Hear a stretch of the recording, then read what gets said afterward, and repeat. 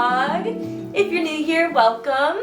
We're gonna do all the art things today. If you're regular, welcome back. I appreciate you guys so much. Today we're gonna open the kiln and check out some new pieces in our new color palette, which I'm so excited about.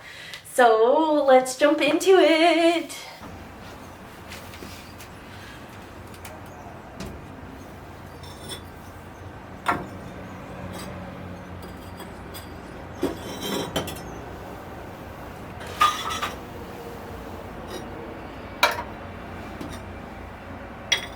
You guys, look how beautiful these turned out. I'm so happy with these. This dark chocolatey brown looks amazing. It's so just like rich and I don't know, natural. I love it. This one turned out so nice. It's very like creamy and soft. And then this is our normal regular flower in clear with the speckle, which of course I love. I think they all look amazing together, and this is a perfect start for our color palette. What do you guys think? The goal for today is to throw some to-go mugs. I want to show you guys my whole process of how I make those. I throw them all in one piece, and then I want to make a couple so that I can do one in each color. A speckle version, a regular version, and then the satin matte version as well.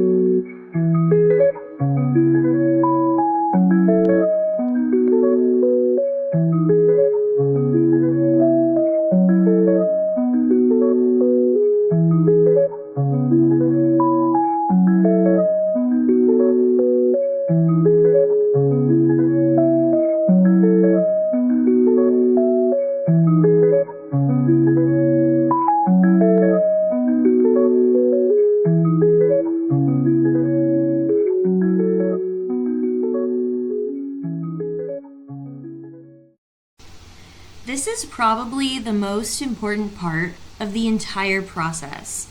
Getting the clay centered is probably the hardest part and the most important. In this part, we are getting out all the air bubbles, hopefully, and getting the clay directly in the center of the wheel so that it's not moving around at all. This is gonna give us nice, even walls. Then I create the center with my fingers and I press down to create the well.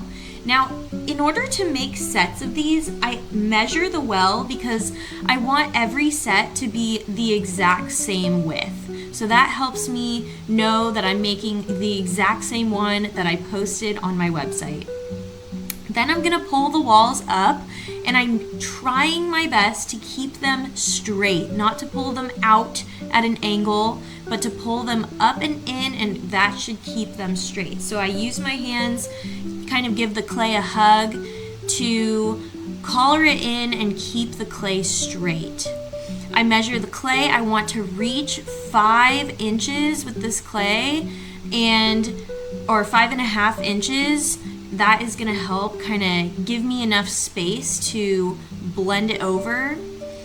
I'm gonna use my wooden rib tool to flatten it out, make sure those walls are nice and straight and smooth, and then I'm gonna measure with my fingernail where that 4.5 inch mark is.